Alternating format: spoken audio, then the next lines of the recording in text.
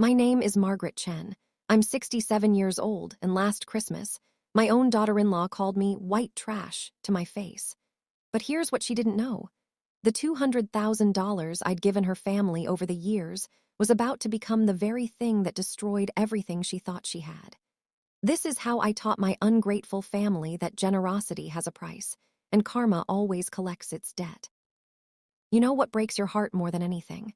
When you pour your life savings into the people you love, and they repay you with disgust.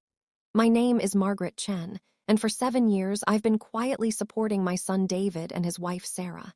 Not because they asked, because I wanted to see my family succeed. I gave them $200,000. Yes, you heard that right. $200,000. I sold my late husband's business, cashed out my retirement, and handed it over to help them buy their dream home, start their business, and build what I thought was our family legacy together. But 3 months ago, Sarah looked me in the eye and said something that changed everything. She said, "Mom, maybe you should just not come to Christmas this year. Some of our friends from the country club might be there, and well, your kind of cooking might not be sophisticated enough for them." My kind of cooking. After $200,000, after years of sacrifice, it was my cooking that wasn't good enough. Let me tell you about my late husband, James. We met in 1978 when I was working at a diner for $3.35 an hour. Yes, that was a real wage back then, and I lived in a $200 a month apartment. James was a welder, making $9.65 an hour in 1976, and together we built Chen's Auto Repair from nothing. We weren't rich, but we were proud.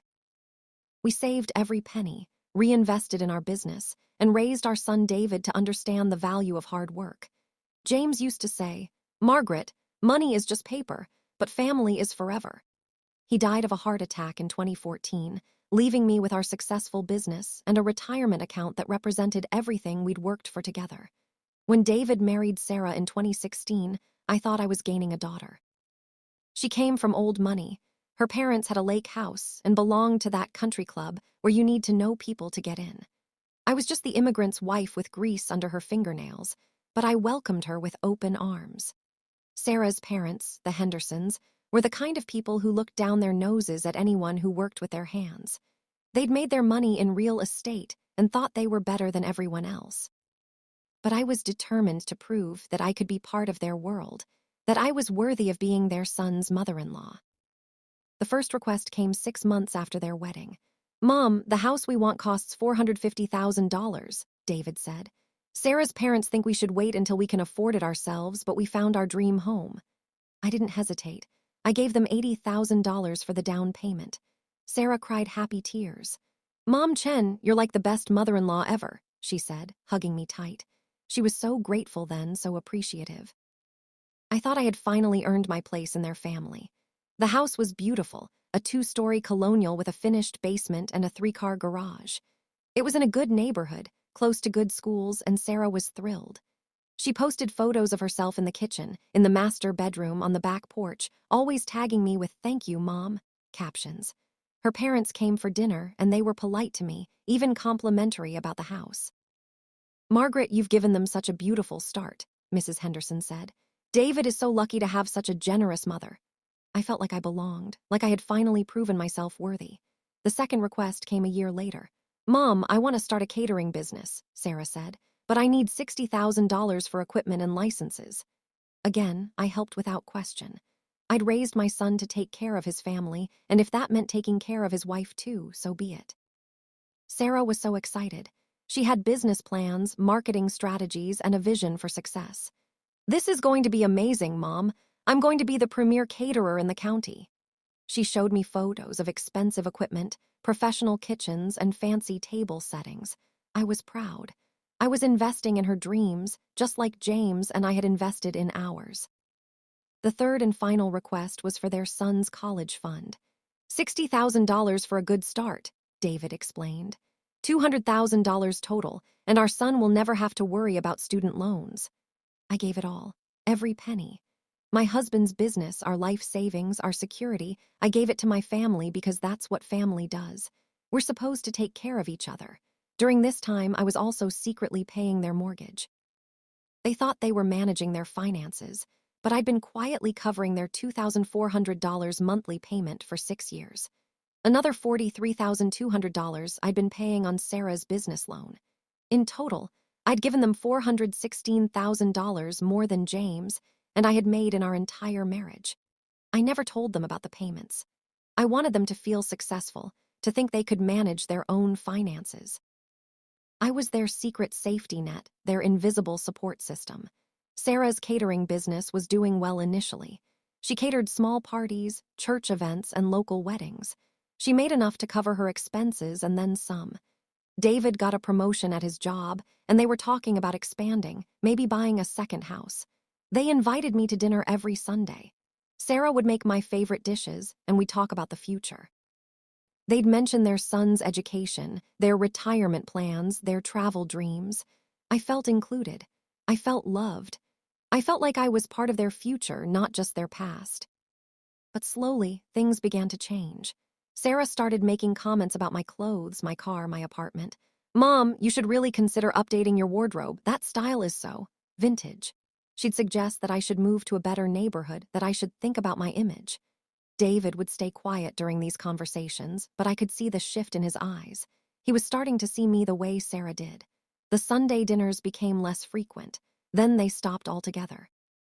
Sarah would text instead of calling. "Can't do Sunday dinner, Mom. Busy with work stuff." When I'd visit, she'd be polite but distant. The house that I'd helped buy felt like a museum, beautiful but cold. I'd bring homemade cookies or leftover food from the diner where I still worked part-time, and Sarah would smile and say thank you, but I could see the judgment in her eyes. "Mom, you don't have to bring food. We're fine." Fine. That word started appearing more often. "We're fine without help. We're fine on our own. We're fine, Mom, really?" I was being phased out, politely but systematically. Sarah's parents started visiting more often. They'd arrive with expensive gifts, designer clothes, and the latest gadgets. They'd talk about their travels, their investments, their country club events. I'd sit quietly, feeling increasingly out of place. Mrs. Henderson would mention their friends, their neighbors, their circle. I wasn't part of that circle. I was just David's mother, the woman who had made their current lifestyle possible but didn't deserve to be part of it. The day that changed everything was a Tuesday in September. David called me, and his voice was strained. "Mom, can you come over? Sarah wants to talk to you about Christmas plans." I drove to their beautiful home, the one I'd helped them buy with my $80,000 down payment. Sarah answered the door in designer clothes that probably cost more than my monthly salary used to be. She looked me up and down, and I saw something I'd never seen before in her eyes, disgust. "Margaret," she said, using my first name for the first time in 7 years, "I think we need to talk about Christmas." We sat in their living room, the one with furniture that probably cost more than James, and I made in a year when we were starting out. Sarah perched on the edge of her leather couch like she was afraid I'd somehow dirty it. "Margaret, I love you as my mother-in-law, but we're having some of my parents' friends over this year. People from the country club, the social committee, you know how it is. And well, we think it might be better if you didn't come this year." My heart stopped. "Sarah, I don't understand. You're cooking, Margaret, it's not sophisticated enough. My friends, they have very refined palates. They're used to farm-to-table, organic, locally sourced ingredients. Your kind of cooking might not be appropriate for the occasion." I stared at her. "My kind of cooking? You know, Chinese-American fusion isn't really what we're going for. We're going for more of a traditional holiday experience. Maybe you could come New Year's instead." That's when David's phone rang. He stepped outside and I was alone with Sarah. She looked at me with those cold, calculating eyes and said the words that would change everything. "Look, Margaret, I know you think giving us money makes you family, but it doesn't. You're still just white trash. I married into money, not the other way around. David is my ticket to the life I deserve, and you're just a reminder of where he came from."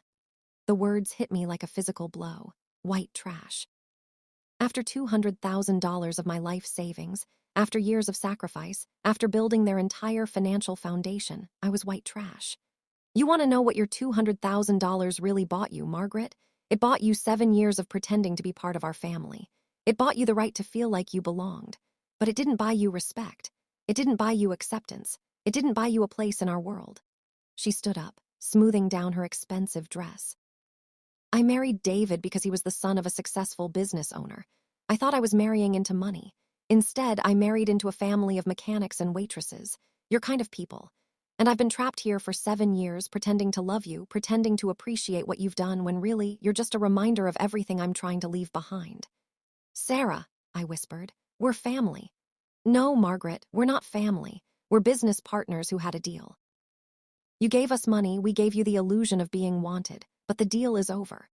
David came back inside, and Sarah's expression changed immediately. She was sweet, caring, loving again. How was the call, honey? Did everything work out? But I could see it in her eyes. The mask was thin, and I'd seen the real Sarah underneath. The Sarah who thought I was beneath her. The Sarah who had been lying to my face for 7 years. I drove home that night, and I sat in the kitchen where James and I used to plan our future. The same kitchen where I'd taught David to cook, where we'd celebrated his graduation, where I'd planned his wedding. I pulled out every bank statement, every check, every receipt. $80,000 for their down payment. $60,000 for Sarah's catering business. $60,000 for their son's college fund. $172,800 in mortgage payments over 6 years. $43,200 in business loan payments over 3 years. $200,000 given directly. $216,000 in secret payments. $416,000 total. Every penny of my husband's life work given to people who now think I'm beneath them. I thought about James, about what he would have thought. Margaret, money is just paper, but family is forever, he used to say. But what if family doesn't want you? What if family sees your generosity as weakness? What if family repays your love with contempt? I made a decision that night. I would do what James always taught me: work smart, not just hard. I would take back what was mine, not with violence, but with the same strategic thinking that built our business. I called my accountant the next morning. How much are they paying on their mortgage each month? The one I helped them buy. The answer was $2,400. I had been quietly paying that for them for 6 years, $172,800 total. They had no idea I was covering their mortgage. They thought they were successfully managing their own finances. I called the bank. I want to stop the automatic payments I've been making for the Johnson mortgage. The loan officer asked why, and I said simply, personal reasons. I also called Sarah's catering business loan company. I want to stop the payments I've been making on the Chen catering loan. Another $43,200 I'd been quietly covering for 3 years. That's $216,000 in payments I'd been making that they didn't even know about. The $200,000 I gave them directly, plus $16,000 in monthly payments they thought they were handling themselves. I sat back and watched. I didn't gloat. I just waited. 3 months later, the calls started coming. First David, then Sarah, then both of them together, crying, begging, promising. But I had learned my lesson. Generosity without respect is just enabling. Love without boundaries is just manipulation. I had given them everything I had, and they had repaid me with contempt. Now they would learn what it felt like to stand on their own, to earn their own success, to face the consequences of their choices. I had been the safety net for so long that they'd forgotten how to fall. Now they would remember. And maybe, just maybe, they would learn that some things are worth more than money. Like respect, like gratitude, like love that doesn't need to be bought. 3 months later, they called me. Christmas was approaching, and Sarah was in tears. Mom, please, I know we said you couldn't come, but we need your help. The mortgage company is calling, and we can't make the payments. How could this happen? We've always made our payments on time. I kept my voice calm. Sarah, I need to know exactly what's happening with your finances. Can you send me your bank statements? No, Mom, it's just a temporary problem. Could you just help us with December's payment? $2,400, we'll pay you back. I agreed to meet them at their house. I told them I'd help them one last time with their mortgage. I drove up to their house on a Friday night, the same house I'd helped them buy. I didn't show up. I called David at 11 p.m. David, I'm sorry, I got stuck at the bank. They were having computer issues. I'll bring the money tomorrow. I never showed up. I never called back. The next day, I got a text from Sarah. Mom, where are you? The mortgage payment was due today. Please, we're going to lose everything. I didn't respond. 2 weeks later, I saw it. A small article in our local paper. Local business owner abandons elderly parents in financial crisis. The story claimed that David had cut off all financial support from his parents, leaving them destitute and struggling to pay their bills. I knew immediately who had written it. Sarah's father had connections at the paper. They were trying to destroy my reputation before I destroyed theirs. The article painted me as the villain, a demanding mother-in-law who had been leeching off her successful son's family. And when they finally stood up to me, I cut them off in revenge. I smiled. They wanted to play dirty. Fine, I had documents. I had receipts. I had proof of every payment, every check, every sacrifice. I called my lawyer. I want to file a defamation suit, but I also want to prepare for something bigger. The lawyer, Mrs. Rodriguez, was a sharp woman who understood the situation immediately. Margaret, you have a very strong case. They're trying to turn public opinion against you, but you have documentation that proves they were completely dependent on your financial support. This could work in your favor. I don't want to sue them, I told her. I want to teach them a lesson they'll never forget. Mrs. Rodriguez smiled. Now we're talking. What's your plan? Sarah and David's Christmas party was on December 15th. A small gathering for 40 of their country club friends. I knew because I'd been watching their social media, seeing the photos of party preparations at the house I'd helped them buy. I drove up to their house at 7 p.m., right in the middle of their party. I was wearing the same black dress I'd worn to my husband's funeral, and I carried a manila envelope full of documents.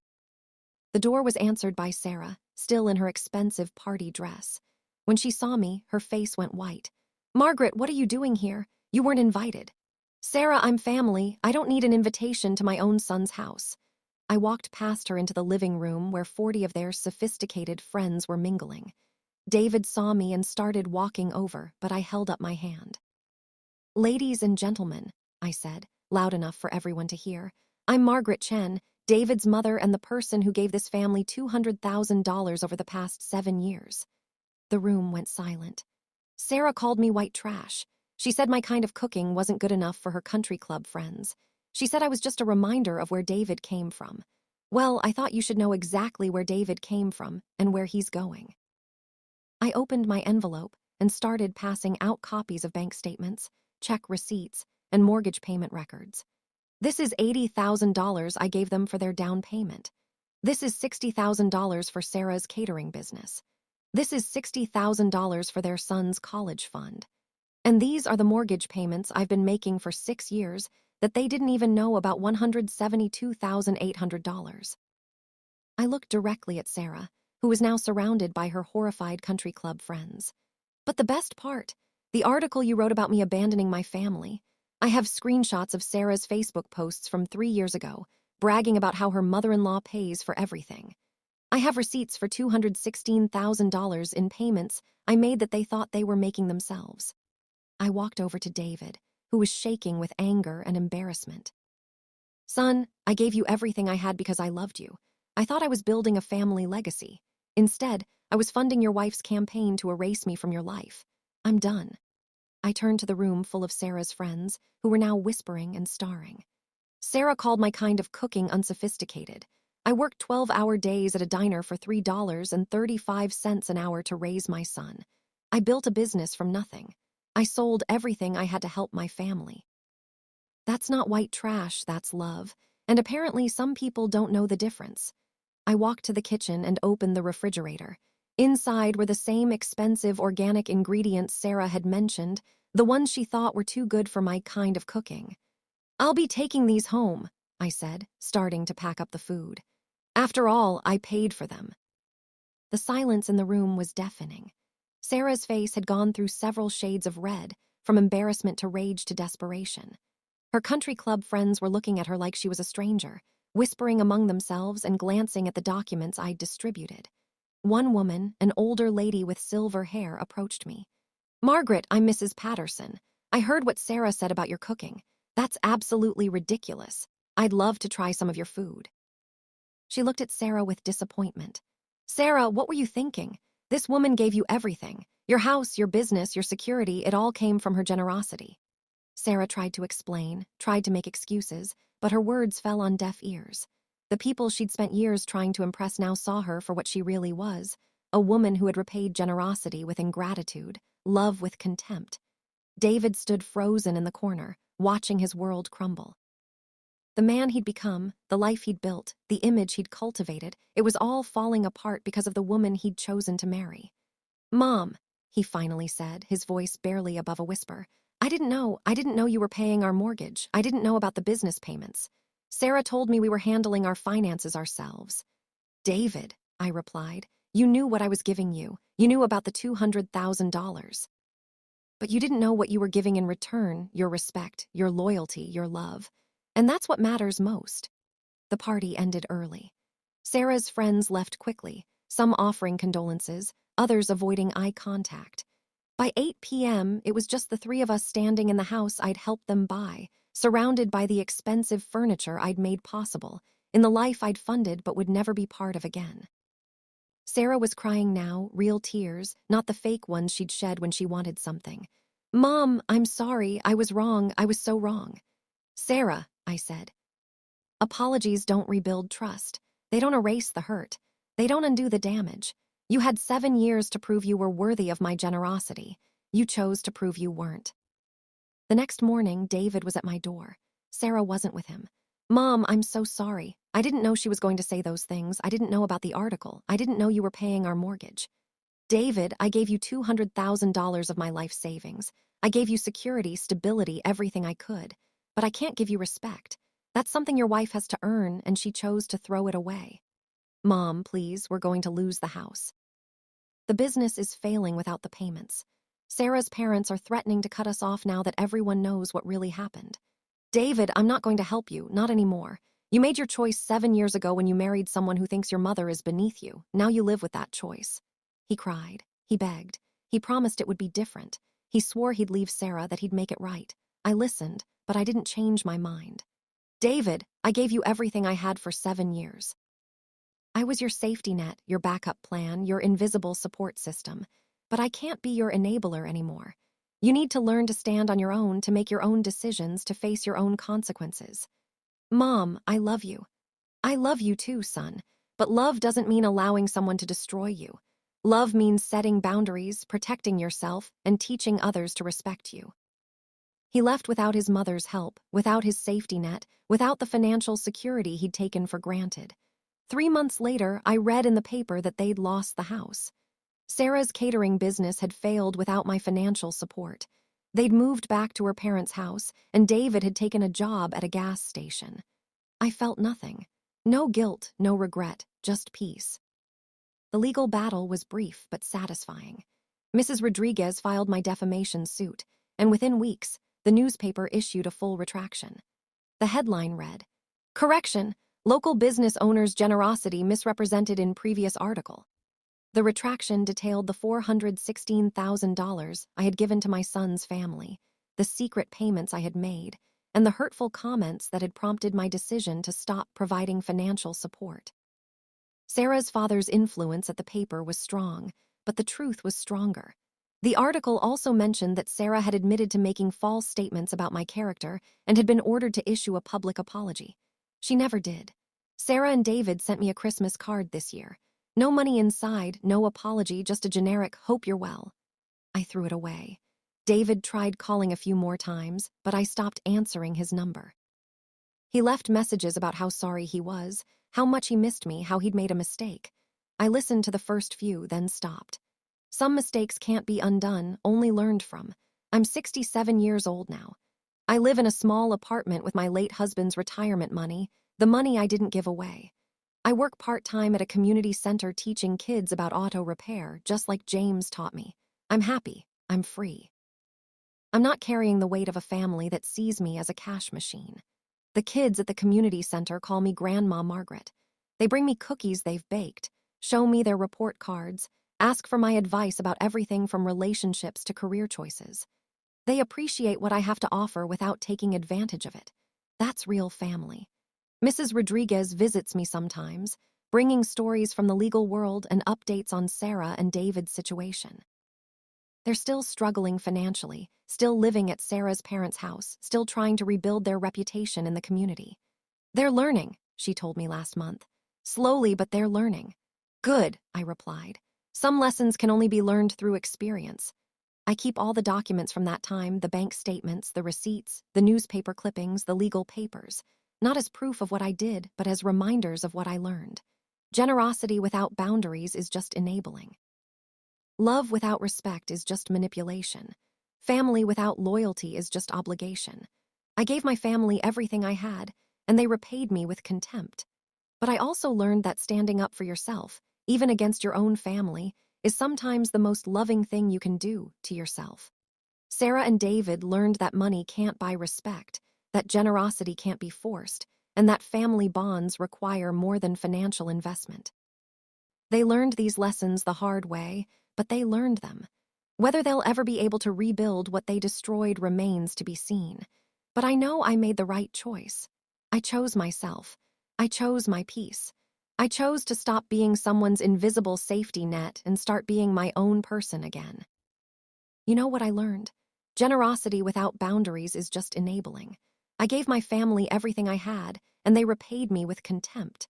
But I also learned that standing up for yourself, even against your own family, is sometimes the most loving thing you can do to yourself. I spent 7 years giving everything to people who didn't deserve it. When I finally stood up for myself, I didn't just teach them a lesson, I learned one too. I learned that some people will always see your generosity as weakness, your love as obligation, your sacrifice as their right. I learned that family doesn't automatically mean loyalty, and blood doesn't automatically mean respect. I learned that you can't force people to appreciate what you give them, but you can choose to stop giving to those who don't appreciate it. I learned that peace of mind is worth more than a relationship built on false pretenses. I learned that sometimes the cruelest thing you can do is continue to enable someone's bad behavior by supporting it. I learned that boundaries aren't walls to keep people out, they're foundations to keep you in. My new family is the kids at the community center, the other volunteers, the people who appreciate what I have to offer without taking advantage of it. That's real family. That's the kind of family that gives back what you put into it. That's the kind of family that respects your time, your money, your boundaries, and your choices. Sarah and David may or may not learn from their mistakes. They may or may not change their behavior. They may or may not earn back my trust. But I don't need them to. I have people in my life who already do respect me, who already appreciate me, who already value me as a person, not just as a source of financial support. Setting boundaries with the people you love most is the hardest thing in the world. But sometimes, it's the only way to save the relationship and yourself. I spent 7 years giving everything to people who saw me as beneath them. When I finally stood up for myself, I didn't just teach them a lesson, I learned one too. Have you ever had to set a difficult financial boundary with family? How did it turn out?